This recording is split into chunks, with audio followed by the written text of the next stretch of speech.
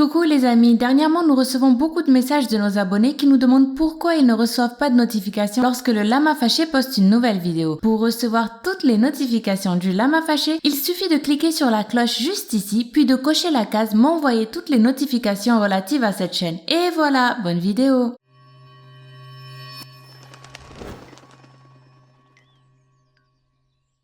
Les magiciens doivent toujours aller plus loin pour tenter d'impressionner un public de plus en plus aguerri. Mais à trop vouloir bien faire, parfois il arrive que rien ne se passe comme prévu. Voici 10 magiciens qui ont très mal fini. Madame Delinsky. Dans le répertoire d'un magicien, l'un des tours les plus dangereux est celui qui consiste à intercepter une balle tirée par une arme à feu. Ce numéro est connu sous le nom de Bullet Catch. C'est un numéro tellement compliqué qu'il y a au moins 15 décès qui y sont associés. L'un des décès les plus notables concerne un magicien polonais et son épouse, Madame Delinsky, en novembre 1820. Leur version du Bullet Catch nécessitait que Madame Delinsky, enceinte qui plus est, soit face à un peloton d'exécution de 6 hommes. Bien entendu, le duo de magiciens avait discrètement demandé aux soldats d'insérer des balles à blanc dans leurs fusils. Mais cependant, probablement à cause du trac, l'un des soldats a complètement oublié d'échanger sa balle avant la performance. Madame Delinsky a donc été touchée en plein ventre par une balle réelle et elle et son bébé en sont malheureusement morts 2 jours plus tard. Genesta. Il existe un grand classique de la magie dans lequel l'artiste doit s'échapper d'un bidon rempli d'eau ou de lait. En 1930, Royden Joseph Gilbert, raison de la Genesta, a dû être transporté d'urgence à l'hôpital après avoir essayé en vain d'ouvrir le bidon rempli de liquide dans lequel il était pris au piège. Comme le contenant était cabossé, cela limitait l'espace de manœuvre du magicien et l'empêchait donc de faire les mouvements dont il avait absolument besoin pour éviter de se noyer. Contre toute attente, une fois que la dangerosité de ce numéro fut confirmée par la mort du magicien, cela eut pour effet au contraire de rendre ce tour encore plus populaire. Janaka Basnayake. Depuis tout petit, l'apprenti magicien Janaka Basnayake passait son temps à essayer de reproduire les cascades qu'il voyait dans les films. Un goût du risque et de l'inhabituel qui le poussait aussi à régulièrement tenter de battre un record totalement improbable, le record du temps passé enterré vivant. C'est ainsi qu'il se fit enterrer vivant à 2 reprises, la première pendant 2h30 et la deuxième pendant 6 heures. À chaque fois, sa famille venait l'exhumer à l'heure dite et tout se passait extrêmement bien. Mais le 5 mars 2012, lorsque sa famille vint le déterrer au bout de 6h30 comme à leur habitude, surprise, le Sri Lankais Janaka était inconscient. Il rendra l'âme à l'hôpital quelques minutes plus tard, lui qui n'avait que 24 ans à peine. Précisons que le Guinness des records ne reconnaît même pas les records de temps passé enterré vivant, justement pour ne pas encourager ces tentatives de records absurdement dangereuses. Georges Lalonde. Désormais, tout le monde sait que les tours de magie ne sont que des illusions et que les magiciens sont juste des petits malins qui utilisent de savantes astuces pour tromper leur public. Mais au début des années 1900, beaucoup de personnes n'avaient encore jamais vu de spectacle de magie et étaient bien moins au fait des techniques subtiles des magiciens tels que nous les connaissons aujourd'hui. Ainsi, un jour de 1936, alors qu'il se produisait à Montréal, le magicien Georges Lalonde vivra une expérience très traumatisante. Alors que, comme d'habitude, il était en train de commencer à faire semblant de couper son assistante en 2 pour le clou de son spectacle, un spectateur dénommé Henry Howard, persuadé que Georges Lalonde était vraiment en train de tuer son assistante sous ses yeux, a foncé vers lui et lui a enfoncé une épée dans le cou pour protéger l'assistante. Georges Lalonde n'en est heureusement pas mort et le spectateur a simplement expliqué à la police qu'il avait fait ce que tout bon citoyen à sa place aurait dû faire, assister une personne en danger. Jeff Rayburn Hooper.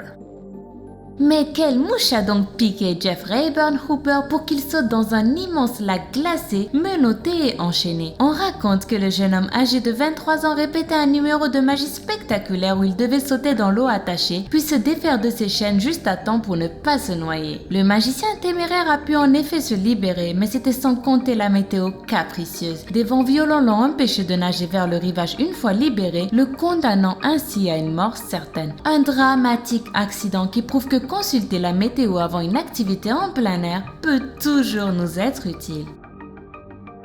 Chong Ling So. Ne vous fiez pas à son nom, Chung Ling-soo n'était absolument pas chinois. De son vrai nom Will Robinson, il était né à New York en 1861 et il décida en fait d'usurper l'identité d'un véritable magicien chinois qui s'appelait Chung Ling-fo pour ajouter un peu de mystère et d'exotisme à ses numéros. Il prétendait donc venir directement de Chine, ne pas comprendre l'anglais, ne disait jamais un mot en public et lui qui était pourtant un pur natif des États-Unis avait même constamment un interprète chinois-anglais à ses côtés. Et ça a marché. On venait de très loin pour voir le fameux magicien chinois et son formidable numéro de l'homme invulnérable. Ce numéro se déroulait ainsi. Des coups de feu étaient tirés et Chung Ling-soo devait attraper les balles avec sa bouche. En réalité, l'assistant faisait juste semblant de tirer et la cible vivante avait d'autres balles dans la bouche qu'elle rejetait après avoir été soi-disant fusillée. Mais le 23 mars 1918, les choses se déroulèrent autrement. On ne sait pas vraiment pourquoi. Ce jour-là, une balle fut véritablement tirée et atteint Chung Ling-soo en pleine poitrine. Et c'est là que pour la première et la dernière fois, alors qu'il était à l'article de la mort, le grand Chung Ling-soo s'autorisa enfin à parler sa langue natale en public. Ses derniers mots furent en anglais. « Oh mon Dieu, quelque chose est arrivé, baissez le rideau. » Il mourut le jour d'après. Dr. Vivian Hensley. Vivian Hensley était un dentiste australien tout ce qu'il y a de plus banal qui aimait jouer au magicien à ses heures perdues. Un hobby qui lui a coûté la vie après que le magicien amateur se soit amusé à avaler une lame de rasoir pour de faux et que celle-ci se soit retrouvée à glisser au fond de sa gorge pour de vrai. En dépit d'une batterie de rayons X et de 2 chirurgies, les médecins ont été incapables de localiser le rasoir et le docteur passionné de magie mourut 4 jours plus tard. Cette histoire tragique nous rappelle une fois de plus que les tours de magie doivent toujours être pratiqués par des professionnels et qu'en aucun cas il ne faut essayer de les reproduire sur soi ou sur les autres. Sigmund Neuberger. On connaît peu de choses sur les premières années de magie de Sigmund Neuberger. On sait juste que c'est son numéro baptisé La fiancée du lion où il se transformait en lion qui l'a rendu immensément célèbre. Il prit par la suite le nom de scène du grand Lafayette et devint rapidement l'artiste le mieux payé de son temps, à tel point que son spectacle était réservé 10 ans à l'avance. Sans surprise, la jalousie aidant, Lafayette est également devenu le magicien le plus détesté qui n'ait jamais vécu. D'autant plus que c'était un perfectionniste qui exigeait une obéissance inconditionnelle à son équipe et surtout demandait de montrer le plus grand respect à son chien, un pitbull nommé Beauty qui était la prunelle de ses yeux. Imaginez alors sa douleur au lendemain de la mort de Beauty d'un accident vasculaire cérébral. Lafayette a ordonné que l'on organise pour son chien des funérailles dignes d'un roi, pendant que lui, ne voulant pas décevoir les 3000 fans prévus ce soir-là, continuerait à travailler. Or, pendant le fameux spectacle, une lanterne orientale prit feu au moment où il s'apprêtait à se transformer en lion comme à son habitude. Un terrible incendie éclata dans le théâtre et tua plusieurs personnes, y compris le magicien. Son corps calciné fut récupéré et préparé pour l'enterrement aux côtés de son chien bien-aimé. Charles Rowan.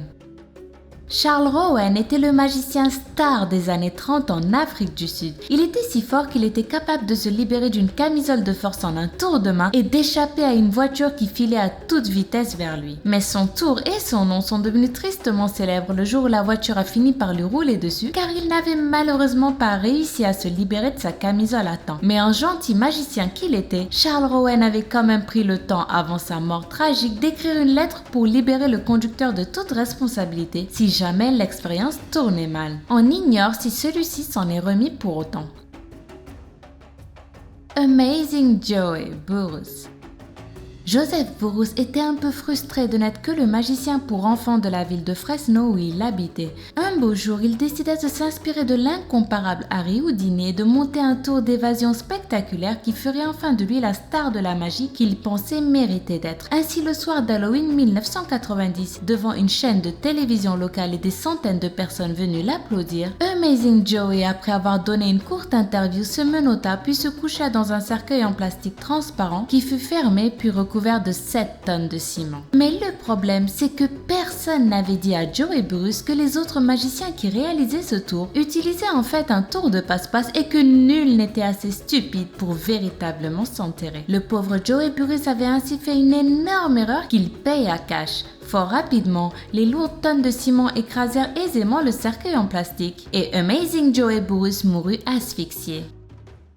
Voilà, c'était 10 magiciens qui ont très mal fini. Qu'avez-vous pensé de ces tours de magie? Dites-le nous en commentaire. Sinon, n'hésitez surtout pas à soutenir le Lama Fâché en laissant un pouce en l'air juste en dessous de cette vidéo et à nous faire part de vos commentaires sur Facebook et sur Twitter. Moi, je vous souhaite une excellente fin de semaine et surtout, abonnez-vous pour ne pas rater la prochaine vidéo du Lama Fâché. Bye bye!